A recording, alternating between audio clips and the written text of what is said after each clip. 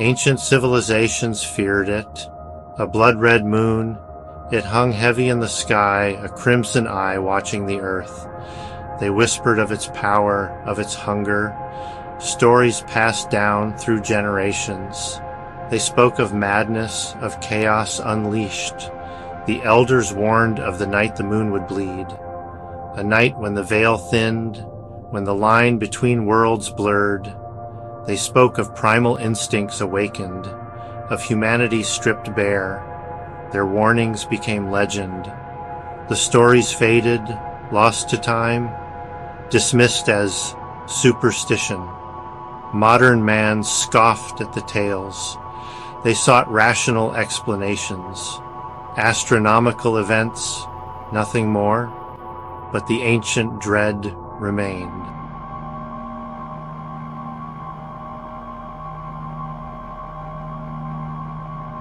The night was clear. Stars glittered like diamonds scattered across velvet. A chill wind whispered through the trees. An unsettling silence blanketed the town of Havenwood. A shiver ran down Martha's spine. She looked up at the sky.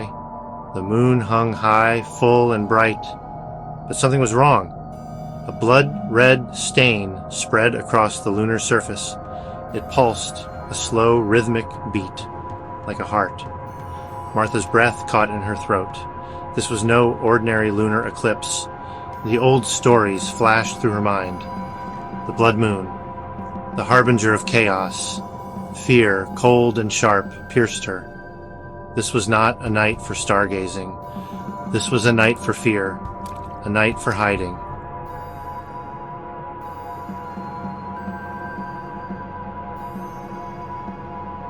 The red moon climbed higher.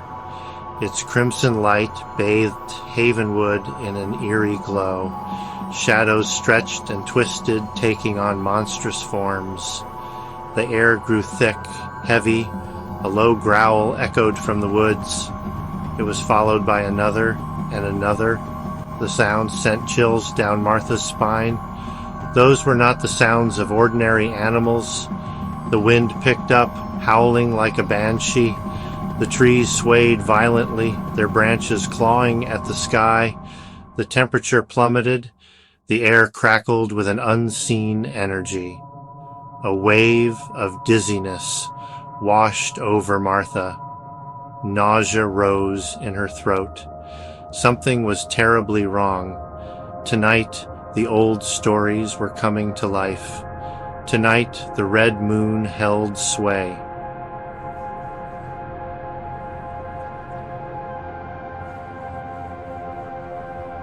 Martha's hand trembled. She clutched her chest. A cold dread seeped into her bones. The red moon pulsed. Its eerie light seemed to throb like a heartbeat. Her dog Buster whined. He paced the porch, a low growl rumbling in his chest. His usually friendly eyes were wild, panic-stricken. The hair on Martha's arm stood on end. She felt a presence. Something watching, something ancient, malicious. She pulled her shawl tighter. The night had turned bitterly cold. A low guttural howl echoed from the woods. It was answered by a chorus of snarls and yelps. The sounds of the familiar forest turned alien, twisted.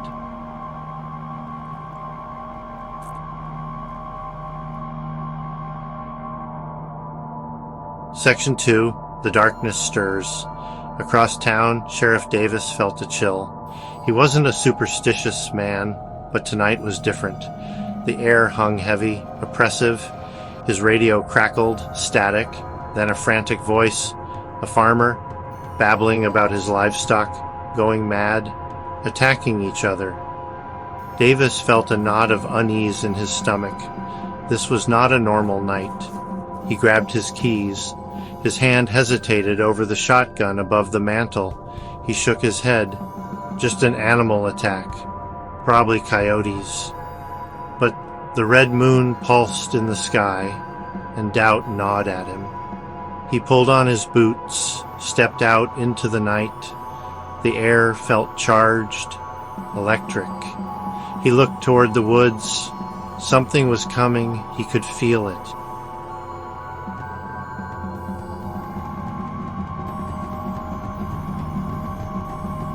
Section 3. A Town Unhinged.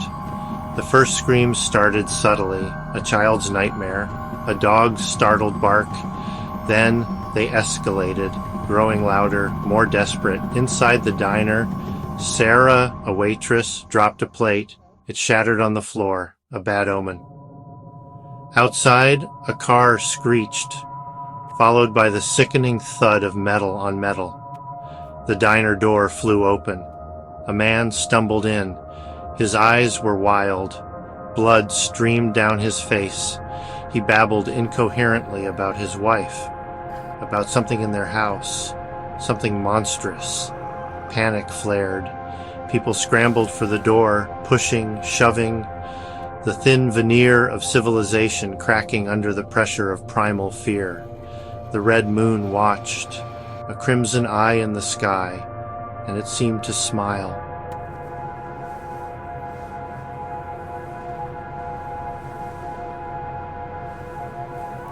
Section 1. The Beast Within. The red moon climbed higher. Its crimson light seeped into Havenwood. It wormed its way into minds. Twisted thoughts, planted seeds of madness. Mr. Henderson, the librarian, always a quiet man, now roared. He smashed his fist through the library window. Shards of glass rained down. His hand bled. He didn't flinch. Mrs. Peters, the baker, known for her sweet smile, now grinned, a cruel, chilling grin. She hefted a bag of flour, her eyes gleaming, a weapon in her hands. The red moon whispered to them, unleashed the beast within. They were no longer neighbors, no longer friends. They were prey and predators.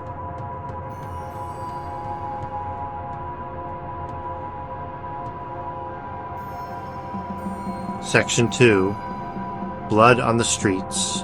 The streets of Havenwood, once peaceful, became a nightmare. A cacophony of screams and snarls, of metal crunching, of flesh tearing. A pack of dogs, their eyes glowing red, tore through the town square. They snapped and snarled, their fur matted with blood. No longer man's best friend. A figure, silhouetted against the burning wreckage of a car, raised its head and howled, a long, mournful howl, full of pain, full of rage. It was human, once.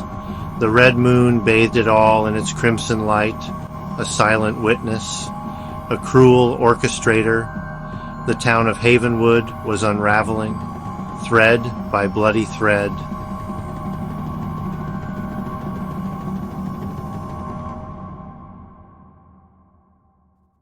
Section 3. No escape. Martha cowered in her house. Buster whimpered beside her, his body trembling. She had locked the doors, barricaded the windows, but how could she keep out the madness? The phone lines were dead. The power flickered.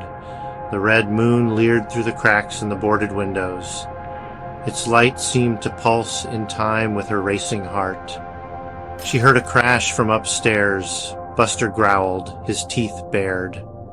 Someone was inside. Someone or something. Fear choked her. She was trapped. She grabbed a kitchen knife. The handle was slick with sweat. Her hand trembled. She was no fighter, but she would protect herself. Protect Buster. She had to.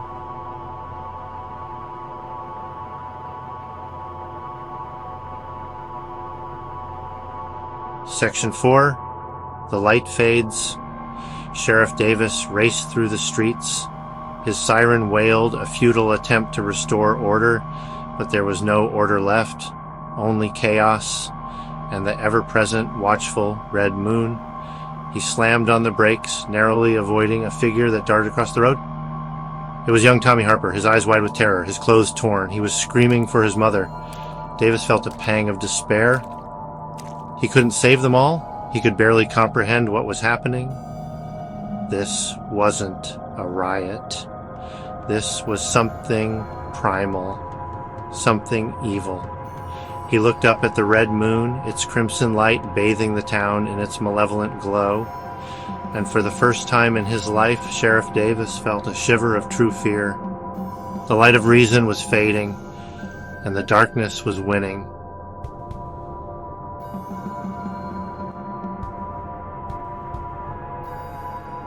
A low growl echoed from the hallway. It scraped against the floorboards, slow and deliberate, like something heavy dragging itself towards her. Martha's breath caught in her throat. She gripped the knife tighter, her knuckles white. Buster whined again, a low rumble in his chest. He pressed against her leg, seeking comfort, but his eyes were fixed on the hallway, his growl turning into a guttural snarl. The dragging stopped.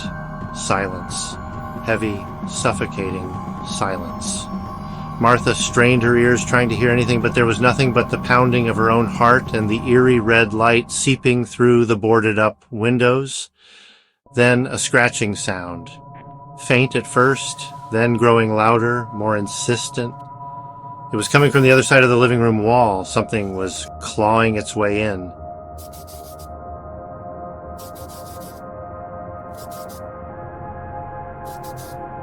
The scratching became more frantic, accompanied by a low, guttural growl that sent shivers down Martha's spine. She backed away from the wall, her eyes darting around the darkened room, searching for an escape, a weapon, anything. Splinters of wood flew across the room as a dark shape pressed against the other side of the wall. The flimsy barrier wouldn't hold for long. Martha could hear the heavy breathing, smell the stench of decay and something else, something alien and utterly terrifying. Buster lunged, barking furiously, his teeth bared. He threw himself against the wall, snarling at the unseen horror. Martha grabbed his collar, trying to pull him back, but he was caught in a frenzy of fear and aggression. The wall buckled inward with a sickening crack. A clawed hand covered in dark, matted fur shot through the opening, its long, sharp nails scraping against the floorboards. Martha screamed, a primal sound of terror that echoed through the empty house.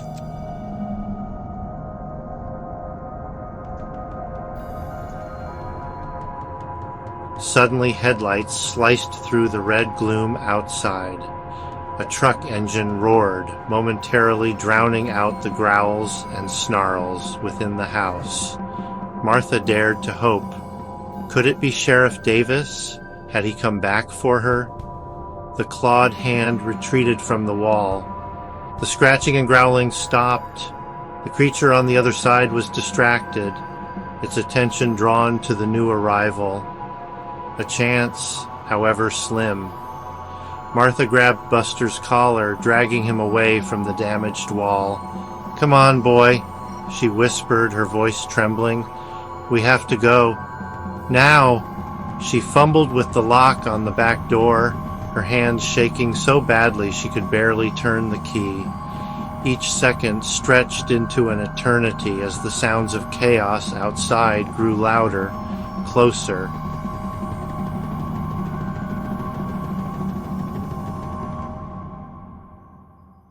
The back door swung open, revealing the backyard, bathed in the eerie red glow of the moon. Martha shielded her eyes, trying to adjust to the light, her heart pounding in her chest. The air was thick with the metallic scent of blood and a strange, cloying sweetness that made her stomach churn. Buster whined, pulling at his leash, eager to escape the confines of the house. Martha tightened her grip, her eyes scanning the yard for any sign of movement, any sign of the creature that had been trying to break in. A guttural roar split the night, followed by the panicked screams of something or someone running through the darkness. The hunt was on, and they were the prey. Martha took a deep breath, steeling herself. She had to find safety, had to find help. But in this night of madness, Under the watchful gaze of the blood-red moon, escape seemed like an impossible dream.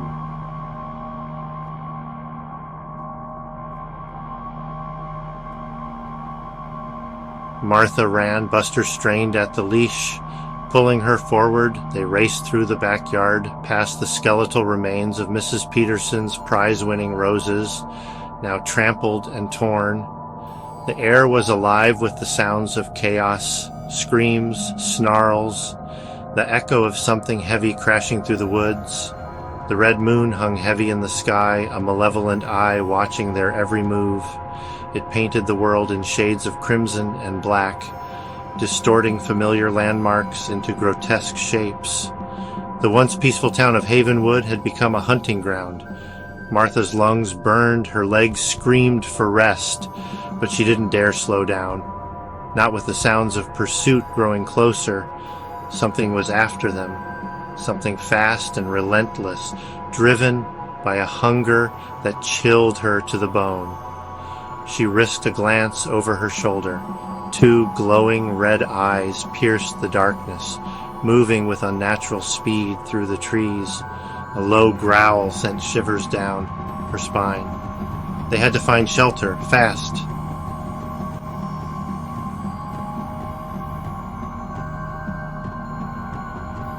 A flicker of light ahead. The church, its stained glass windows glowed like malevolent eyes, but it offered shelter. A glimmer of hope in the nightmare. Martha stumbled towards it, her breath ragged. She flung the door open, pulling Buster inside. The sanctuary was eerily silent, the air thick with incense. She bolted the door, her heart pounding. They were safe, for now. The red light cast grotesque shadows. A low growl sent a wave of fear. Martha spun around, eyes widening. Mr. Henderson stood in the aisle. His eyes were not those of the man she knew. They burned with a primal hunger.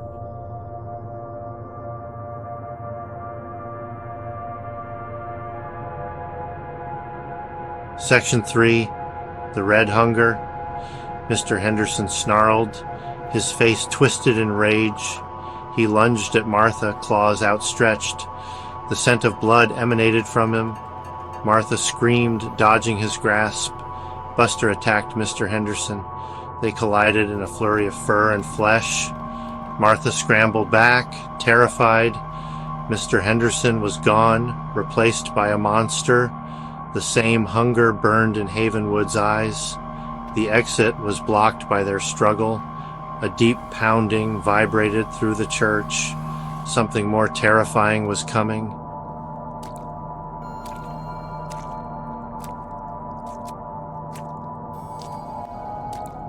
Section 4.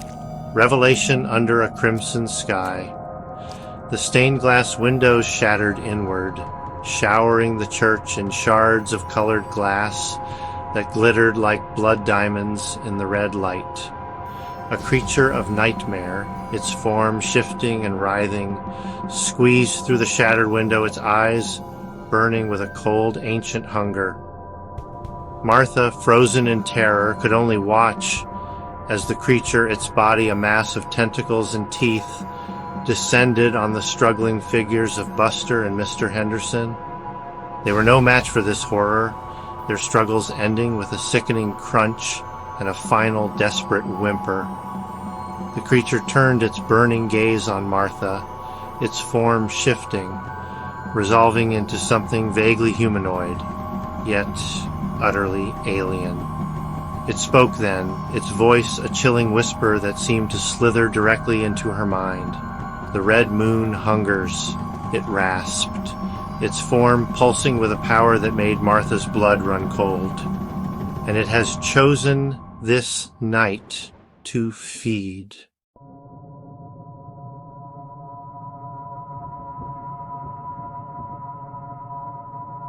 Section 1. The Harvest Moon. Martha's scream died in her throat, her voice stolen by sheer terror.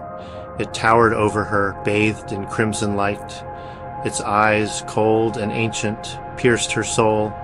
The red moon calls its own, it rasped, and you, child, are part of its harvest. Martha stumbled back, seeking something to ground her, but there was only cold, hard stone, and the chilling certainty that this was the end. The creature advanced, its shadow swallowing her whole. Its stench, a mix of decay and sweetness, choked her. She squeezed her eyes shut, a single tear falling, but instead of pain, there was only cold. The cold of the grave. Then the red light began to fade. The creature hissed, its form flickering. The moon, its crimson glow dimming, began its descent.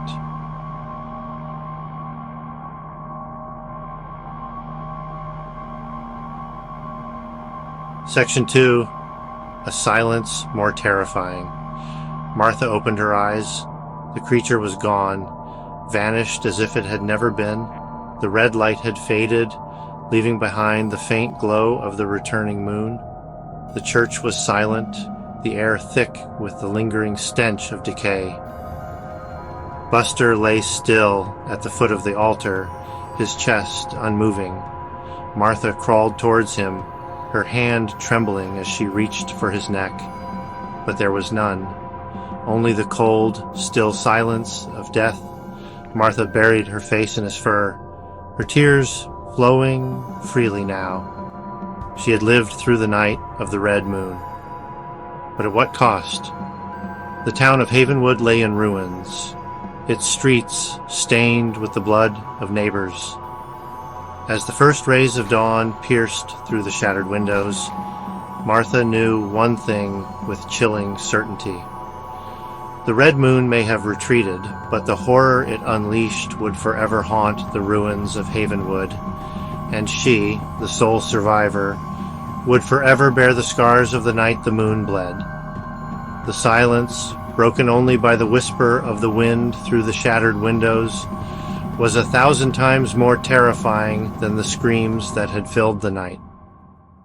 For it spoke of a darkness that had not been vanquished, only lulled to sleep, waiting, watching.